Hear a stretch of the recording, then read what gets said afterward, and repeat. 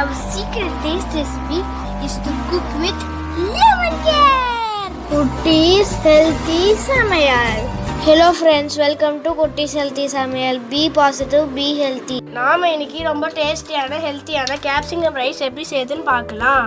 அதுக்கு முன்னாடி நம்ம சேனலை சப்ஸ்கிரைப் பண்ணாதவங்க சப்ஸ்கிரைப் பண்ணிவிட்டு பக்கத்தில் இருக்க பெல் பட்டனை கிளிக் பண்ணிக்கோங்க. ஆல் ஆப்ஷனை கிளிக் பண்ணுங்கள். அப்போ தான் நாங்கள் போடுற எல்லா வீடியோஸோட நோட்டிஃபிகேஷன்ஸ் உங்களுக்கு வரும். இது வரைக்கும் சப்ஸ்கிரைப் பண்ண எல்லாருக்கும் தேங்க்யூ ஸோ மச். நாம் இன்றைக்கி ரொம்பவும் டேஸ்டியான ஹெல்த்தியான ரொம்பவும் சிம்பிளான ஒரு லஞ்ச் ரெசிபி தாங்க பார்க்க போகிறோம். மார்னிங் டைமில் எல்லாருமே நாம் பிஸியாக இருப்போம் லஞ்ச் ரெடி பண்ணுறதுல. ஸோ அந்த டைமில் பார்த்திங்கன்னா நம்ம ரெடி பண்ணுற லஞ்ச் குயிக்காகவும் இருக்கணும், அதே சமயம் ஹெல்த்தியாகவும் இருக்கணும். ஸோ அப்படிப்பட்ட லஞ்ச் ரெசிபி தான் இன்றைக்கி நம்ம பார்க்க போகிறோம். ஸோ வீடியோ ஸ்கிப் பண்ணாமல் பாருங்கள், அப்போ தான் உங்களுக்கும் யூஸ்ஃபுல்லாக இருக்கும், எங்களுக்கும் அது சப்போர்ட்டிவாக இருக்கும்.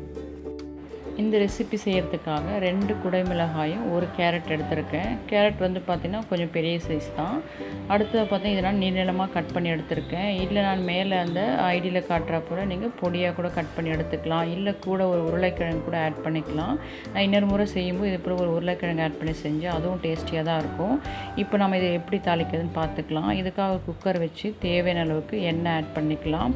எண்ணெய் ஆட் பண்ணி நல்லா சூடான பிறகு கொஞ்சமாக ஸ்பைசஸ் ஆட் பண்ணிக்கலாம். அதாவது கொஞ்சமாக பட்டை, ஒரு ஜாதிப்பத்திரி, ஒரு ஏலை, 2 கிராம்பு, ஒரு ஏலக்காய் ஆட் பண்ணியிருக்கேன்.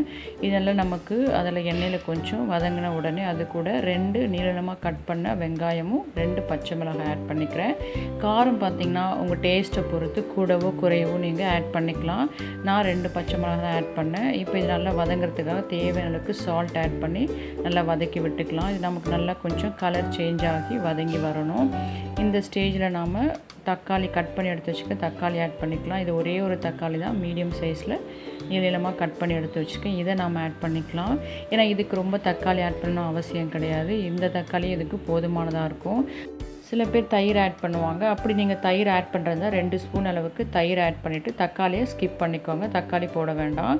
இப்போ நல்லா வதங்கி வந்துடுச்சு. இந்த ஸ்டேஜில் ஒரு 1/2 ஸ்பூன் அளவுக்கு இஞ்சி பூண்டு பேஸ்ட் ஆட் பண்ணி நல்லா வதக்கி விட்டுக்கலாம். பச்சை வாசனை போன பிறகு அது கூட கொஞ்சமாக ஒரு கைப்பிடி அளவுக்கு புதினா இலைகளும் கொத்தமல்லி இலைகளும் ஆட் பண்ணி நல்லா நம்ம வதக்கி விட்டுக்கலாம்.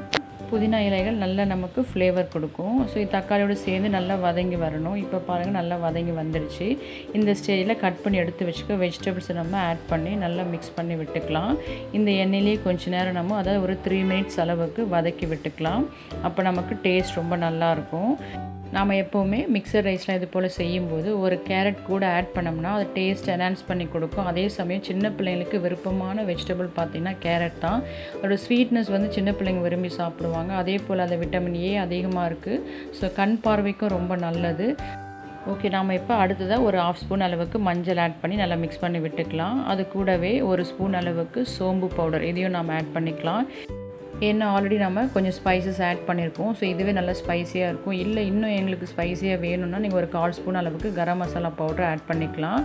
இதுக்காக நான் 1 கப் அளவுக்கு பாஸ்மதி ரைஸ் எடுத்து நல்லா அலசி 1 கப் தண்ணி ஊற்றி ஊற வச்சுருக்கேன். இது ஒரு 10 மினிட்ஸ் ஊறினா போதும். அப்படி இல்லை நீங்கள் ஃப்ரெஷ்ஷாக கூட அப்படியே அலசி ஆட் பண்ணிக்கலாம். இப்போ காய் நல்லா நமக்கு வதங்கிடுச்சு. இது கூட ஒரு 3/4 கப் அளவுக்கு தண்ணி ஆட் பண்ணிக்கிறேன். டோட்டலாக நான் 1 கப் அரிசிக்கு 1.25 டம்ளர் தண்ணி ஆட் பண்ணியிருக்கேன். அதாவது 1/4 கப் குறைச்சி ஆட் பண்ணுறேன். அப்போ தான் நமக்கு உதிரி உதிரியாக இருக்கும் சாதம்.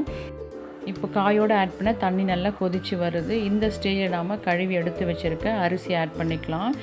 இது போல் எந்த மிக்சர் ரைஸ் நம்ம பண்ணாலும், பிரியாணியாக இருந்தாலும் இது போல் மிக்சர் ரைஸாக இருந்தாலும் தண்ணி கொதித்து வரும்போது நம்ம அரிசி ஆட் பண்ணிக்கணும். அப்போ தான் நல்லாயிருக்கும் அந்த பதம். இப்போ நம்ம அரிசி ஆட் பண்ணியாச்சு. ஜென்டலாக ஒரு மிக்ஸ் கொடுத்துக்கலாம். ஓவராக மிக்ஸ் பண்ண வேணாம், ஏன்னா அரிசி உடஞ்சிரும். ஸோ ஜென்டலாக நம்ம சைடில் அப்படி விட்டு மிக்ஸ் கொடுத்துக்கணும். நல்லா மிக்ஸ் கொடுத்த பிறகு குக்கர் மூடியை லைட்டாக நம்ம மூடி வைக்கலாம், ஃபுல்லாக க்ளோஸ் பண்ணாமல். அப்போ நமக்கு அதுலேயே நல்லா வெந்து வந்துடும். இது வந்து மீடியம் ஃப்ளேமில் வச்சு வேக வச்சுக்கணும். இப்போ பாருங்கள் தண்ணி நல்லா வடிஞ்சு வந்திருக்கு. இப்போ இந்த ஸ்டேஜில் திரும்ப நம்ம ஒரு மிக்ஸ் கொடுத்தோம்னா அந்த மசாலா பார்த்திங்கன்னா அரிசி ஃபுல்லாக நல்லா நமக்கு ஸ்ப்ரெட் ஆகி ஈவனாக வெந்து வரும். இப்போ நம்ம ஃபுல்லாக குக்கர் மூடியை க்ளோஸ் பண்ணி விசில் போட்டுக்கலாம். விசில் போட்டு ஒரு 5 to 7 மினிட்ஸ் சிம்மில் வச்சு நீங்கள் வேக வச்சிங்கன்னா சூப்பராக நமக்கு சாதம் ரெடி ஆகிடும். அவ்வளோதான், நம்மளோட சூப்பரான டேஸ்டியான ஹெல்த்தியான கேப்சிகம் ரைஸ் ரெடி ஆகிடுச்சு. இது ரொம்ப ஹெல்த்தியானது. ஏன்னா நிறைய பிள்ளைங்க பார்த்தீங்கன்னா குடைமிளகாய் அப்படியே நீங்கள் செஞ்சு கொடுக்கும்போது சாப்பிட மாட்டாங்க. எப்போவுமே கேரட் சேர்க்கும்போது அந்த ரைஸில் பார்த்தீங்கன்னா டேஸ்ட்டும் கொஞ்சம் ஸ்வீட்னஸும் இருக்கும். ஸோ அதுக்காக தான் கேரட் ஆட் பண்ணுறோம். அப்படி உங்களுக்கு தேவை இன்னும் காரமாக தேவைன்னா நீங்கள் பச்சை மிளகாய் கூட ஆட் பண்ணிக்கலாம். இல்லை கொஞ்சமாக ஒரு 1/2 ஸ்பூன் அளவுக்கு குழம்பு மிளகாய் தூள் கூட நீங்கள் ஆட் பண்ணி இது ரெடி பண்ணிக்கலாம். இது கூட பார்த்தீங்கன்னா பாயில்டு எக் மசாலா போட்டு நீங்கள் வறுத்து வச்சிங்கன்னா ரொம்பவும் டேஸ்டியாக இருக்கும். ஏன்னா ஆல்ரெடி நம்ம மிக்சர் ரைஸில் நிறைய வெஜிடபிள் ஆட் பண்ணியிருக்கோம். ஸோ இது போல் வெஜிடபிள் ஆட் பண்ணுற ரைஸ்க்கெலாம் பாயில்டு எக் மசாலா கொடுத்திங்கன்னா ரொம்பவும் காம்பினேஷன் டேஸ்டியாக இருக்கும். ஒரு கம்ப்ளீட் ஹெல்த்தியான ஃபுட் கொடுத்து திருப்தியாக இருக்கும். ஸோ நீங்களும் ட்ரை பண்ணிவிட்டு உங்கள் டேஸ்ட் உங்கள் எக்ஸ்பீரியன்ஸ் எங்களுக்கு கமெண்ட் பண்ணுங்கள், லைக் பண்ணுங்கள் அண்ட் தொடர்ந்து சப்போர்ட் பண்ணுங்கள். தேங்க்யூ.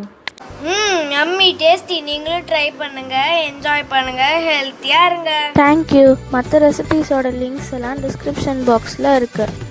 உங்களுக்கு இந்த வீடியோ பிடிச்சிருந்ததுன்னா லைக் பண்ணுங்கள், ஷேர் பண்ணுங்கள், கமெண்ட் பண்ணுங்கள், சப்ஸ்கிரைப் பண்ணுங்கள், பக்கத்தில் இருக்க பெல் பட்டனையும் கிளிக் பண்ணுங்கள். பாய்.